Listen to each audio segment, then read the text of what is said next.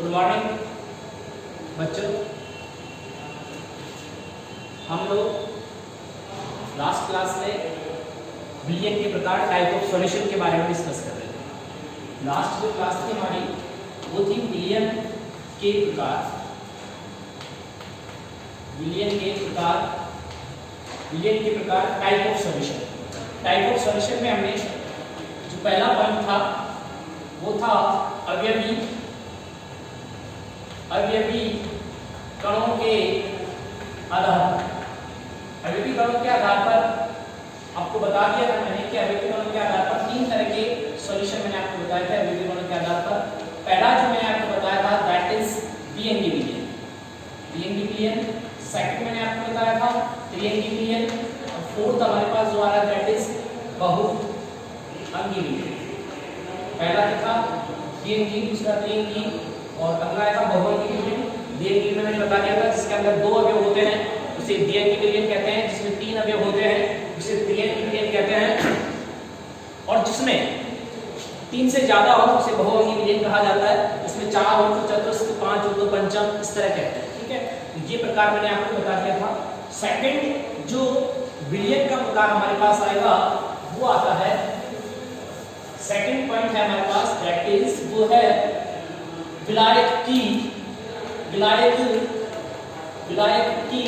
भौतिक अवस्था के आधार पर। विलायक की भौतिक अवस्था के आधार पर विलायक की भौतिक अवस्था के आधार पर।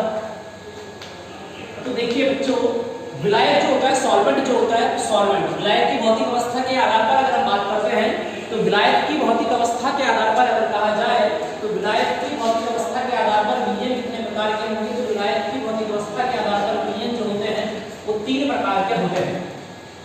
पहला जो होता है उसे कहते हैं द्रव विलयन।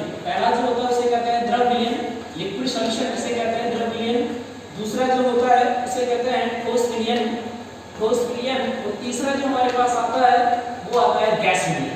तीसरा जो हमारे पास आएगा वो कौन सा आएगा, गैस विलयन। तो विलायक की भौतिक अवस्था के आधार पर अगर देखा जाए तो विलायक की भौतिक अवस्था के आधार पर विलयन तीन प्रकार के होते हैं। पहला जो होगा उसे कहेंगे द्रव विलयन, दूसरा होगा ठोस विलयन, तीसरा होगा गैस विलयन। द्रव विलयन का मतलब होता है वह विलयन जिसमें विलायक द्रव हो। वह विलयन जिसमें विलायक द्रव हो उसे द्रव विलयन कहा जाता है। वह विलयन जिसमें विलायक द्रव होगा उसे द्रव विलयन कहा जाता है। फॉर एग्जांपल NaCl का जलीय विलयन। NaCl का जलीय विलयन बनाया जाता है तो ये जो NaCl होता है इस NaCl को वाटर में डिसॉल्व किया जाता है। वाटर जो होता है ना वो द्रव अवस्था में पाया जाता है, लिक्विड स्टेट में पाया जाता है, इसलिए इसे NaCl का जलीय विलयन कहा जाता है। एक बात यहाँ पर देखें तो ये जो वर्गीकरण है ना वो विलायक की भौतिक अवस्था के आधार पर है।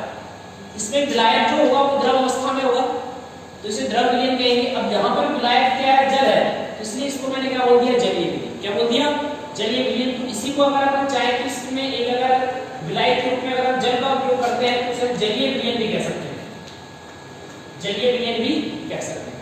तीन ही टाइप होते हैं, चार टाइप नहीं हो सकते इसके, तीन ही टाइप होंगे। तीसरा ये इसका जो पहला टाइप है द्रव विलयन, इसी को अपन एक और नाम दे सकते हैं जलीय विलयन। यदि विलायक के रूप में इसका प्रयोग किया है जल का उपयोग। मैंने कहा सुक्रोज का जलीय विलयन, मैंने आपसे कहा कि सुक्रोज का जलीय विलयन, तो सुक्रोज का जलीय विलयन की अगर हम बात करते हैं इसका मतलब सुक्रोज को जल के अंदर घोल रखा है तो सुक्रोज तो इसके अंदर हो जाएगा विलय और जल के हो जाएगा विलायक।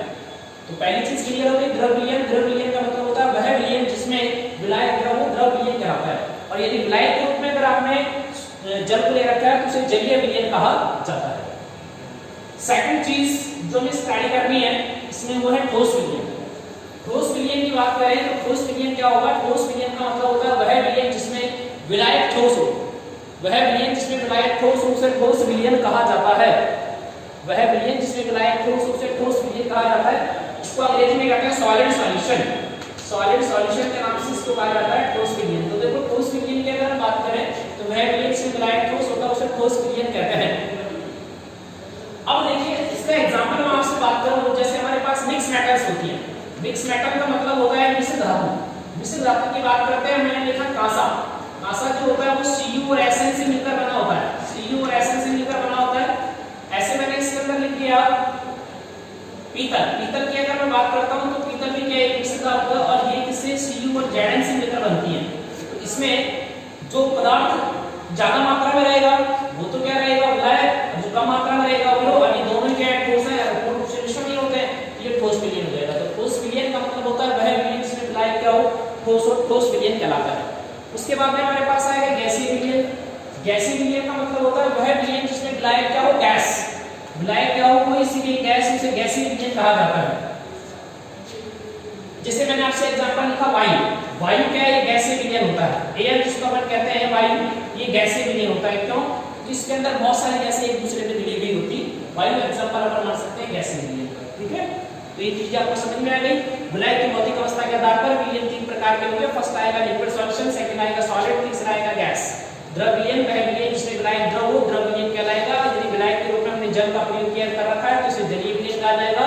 अगला आएगा ठोस विलयन, वह विलयन जिसमें विलायक ठोस हो उसे ठोस विलयन कहते हैं। इसका एग्जांपल हम लिख सकते हैं मिक्स मेटल, मिश्र धातु, कांसा, कांसा जो होता है Cu और Zn, Cu और Sn से मिलकर बनता है। पीतल की बात करते हैं तो Cu और Zn से मिलकर बनता है। अगला आएगा गैस विलयन, गैस विलयन का मतलब होगा सीधा वह विलयन जिसमें विलायक क्या हो, गैस, और गैस विलयन कहलाता है। स्मोक, स्मोक की अगर बात करते हैं धुएं की, स्मोक, स्मोक का मतलब होता है धुआं, स्मोक का मतलब होता है धुआं। अगर हम धुएं की बात करते हैं तो धुएं के अंदर दो चीजें होते हैं, धुएं के अंदर तो कार्बन का पार्टिकल होता है और क्या होता है एयर, दो चीजें मिलकर धुआं बना देती है। कार्बन के कण वायु के अंदर घुल जाते हैं, तो यह वायु किसका काम करेगी, विलायक का काम करेगी। कार्बन के कण किसके काम करेंगे, विलायक के काम करेंगे। ये आपके पास ये वाला टॉपिक क्लियर हुआ विलायक की भौतिक अवस्था के आधार पर। तो विलायक की भौतिक अवस्था के आधार पर विलयन हमारे पास कितने प्रकार के हो गए, तीन। तो देखिए बच्चों, हम लोग पढ़ रहे थे विलयन के प्रकार। विलयन के प्रकार जो हमने पढ़े उसमें मैंने आपको विलयन का वर्गीकरण करने का बेस बताया, आधार बताया। तो विलयन का वर्गीकरण करने के दो आधार मैंने आपको बता दिए। पहला जो आएगा वो मैंने आपको बताया अवयवी, अवयवी कणों की संख्या के आधार पर, अवयवी कणों की संख्या के आधार पर। तो अवयवी कणों की संख्या के आधार पर मैंने आपको बता दिया कि अवयवी कणों की संख्या के आधार पर विलयन तीन प्रकार के होते हैं। इसके बाद मैंने आपको बताया विलायक की भौतिक अवस्था के आधार पर। अगला मैंने बताया विलायक की भौतिक अवस्था। तो विलायक की भौतिक अवस्था के आधार पर, विलायक की भौतिक अवस्था के आधार पर विलयन कितने प्रकार के होते हैं मैंने आपको बताया तीन प्रकार के, फर्स्ट सेकंड थर्ड, ये भी मैंने आपको तीन प्रकार के बता दिए। ठीक है, इसके अंदर पहला मैंने आपको बताया था द्विअंगी विलयन, पहला बताया द्विअंगी, दूसरा मैंने आपको बताया त्रिअंगी, और अगला मैंने आपको बता दिया बहुअंगी विलयन। ठीक है, यहाँ पर मैंने आपको बता दिया पहला द्रव विलयन, कौन सा, द्रव विलयन। दूसरा जो हो जाएगा वो हो जाएगा ठोस विलयन, ठोस विलयन। और तीसरा जो मेरे पास आएगा दैट इज गैस विलयन। तीसरा जो आएगा कौन सा आएगा, गैस विलयन। अब अपन बात करते हैं थर्ड नंबर। तो तीसरा जो आएगा वो आएगा विलय की मात्रा के आधार पर, विलय की मात्रा के आधार पर, विलय की मात्रा के आधार पर। तो विलय की मात्रा के आधार पर जो विलयन होते हैं वो दो प्रकार के होंगे। ठीक है, विलय की मात्रा के आधार पर विलयन कितने प्रकार के होते हैं, दो प्रकार के होते हैं। On the basis of the amount of solvent, amount of solvent, solute की मात्रा के आधार पर विलयन कितने प्रकार के होंगे, दो प्रकार के होंगे। पहला जो होता है उसे कहा जाता है तनु विलयन, तनु विलयन। दूसरा जो होता है उसे लिखते हैं सांद्र विलयन। पहला आता है तनु विलयन, दूसरा जो होता है सांद्र विलयन। तनु विलयन, तनु विलयन को अंग्रेजी में कहते हैं डाइल्यूट सॉल्यूशन। और अगला जो आएगा उसे कहेंगे कंसंट्रेट सॉल्यूशन, डाइल्यूट सॉल्यूशन और कंसंट्रेट सॉल्यूशन। देखिए तनु विलयन क्या होता है, तनु विलयन वह विलयन होता है जिसमें विलय की मात्रा अपेक्षाकृत कम होती है, विलय की मात्रा अपेक्षाकृत कम होती है, अपेक्षाकृत कम होती है, इसे कहते हैं तनु विलयन। और सांद्र विलयन का मतलब विलय की मात्रा अपेक्षाकृत ज्यादा होती है, अपेक्षाकृत अधिक होती है या ज्यादा होती है।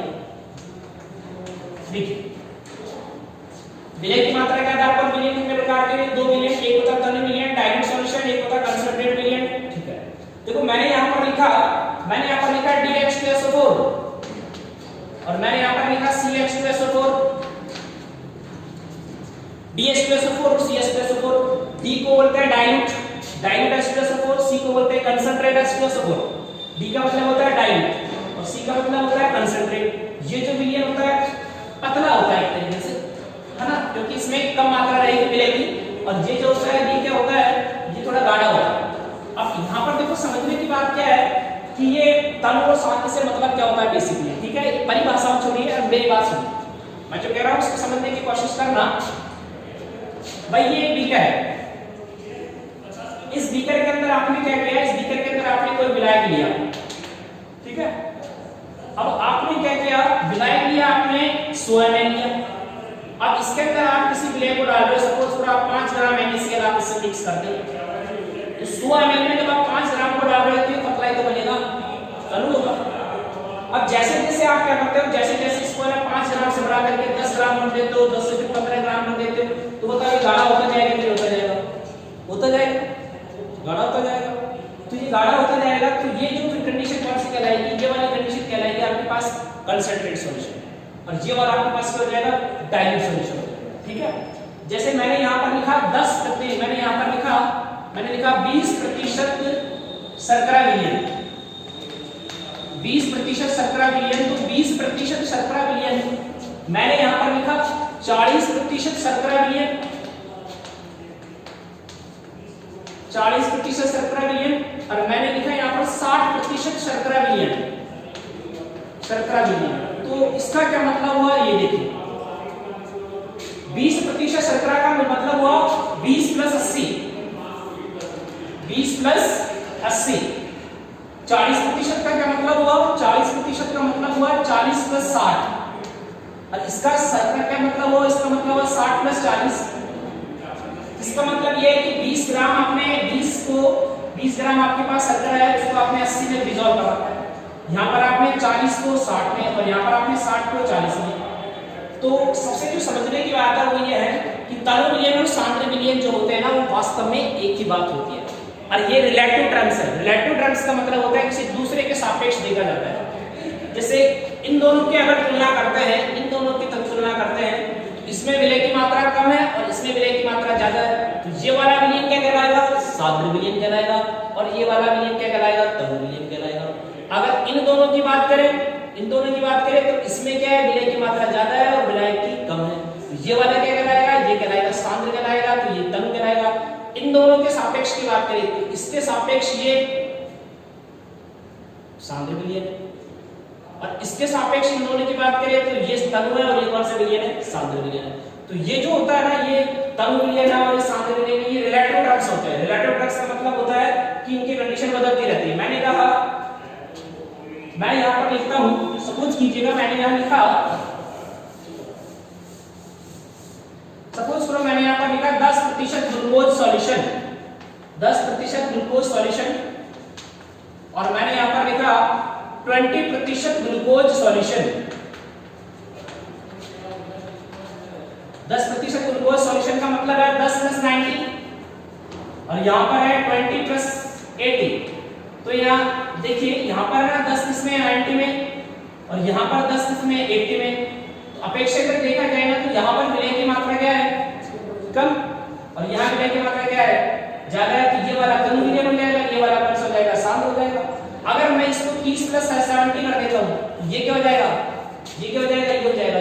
इन दोनों की देखो, इन दोनों को देखोगे तो ये तनु विलयन है, ये सांद्र विलयन है, और अगर इन दोनों को देखते हैं तो ये कौन सा है, ये तनु है, और ये कौन सा है, सांद्र, ठीक है। इसके सापेक्ष, इसके रिलेटिव में ये सांद्र है और इसके रिलेटिव में ये तनु है। तो इस तरह देखा जाता है। तो विलय की मात्रा के आधार पर अगर आप देखते हो, तो विलय की मात्रा के आधार पर हमारे पास जो विलयंस होते हैं वो 2 तरह के हमारे पास हो सकते हैं। एक हो सकता है तनु विलयन और एक हो सकता है सांद्र विलयन। मैं यहाँ पर लिखता हूँ सांद्र HNO3, और मैंने यहाँ पर लिखा तनु HNO3, DHNO3। आप समझ जाओगे कि इसमें विलय की मात्रा अपेक्षाकृत ज्यादा, इसमें विलय की मात्रा अपेक्षाकृत कम है। इतनी बातें समझ में आई। एक और बात, सभी बच्चे, ये जो भी मैटर आपको पढ़ाया जा रहा है, या आप इसे कॉपी में लिख सकते हैं, तो आप सेव कर सकते हैं, बार बार इनको सुनिए, समझने की कोशिश कीजिए। अगर कोई बात समझ में नहीं आती है तो WhatsApp link WhatsApp message, social media के द्वारा आपसे कांटेक्ट करके कोई प्रॉब्लम हो तो आप पूछ सकते हैं, ठीक है। एक और हमारा जो चैनल है सैनी एबीएन के नाम से, उसे ज़्यादा से ज़्यादा सब्सक्राइब करें और इसे। तो आज की क्लास में अब तक पर यहाँ पर पहुँचे अवयवी गुणों के आधार पर, अवयवी गुणों की संख्या के आधार पर विलयन के प्रकार, विलायक की भौतिक अवस्था के आधार पर विलायक के प्रकार और विलयन की मात्रा के आधार पर विलायक के, यहाँ तक सारी बातें। अब इससे आगे की स्टडी करने के लिए नेक्स्ट क्लास में अपन बात करते हैं, ठीक है।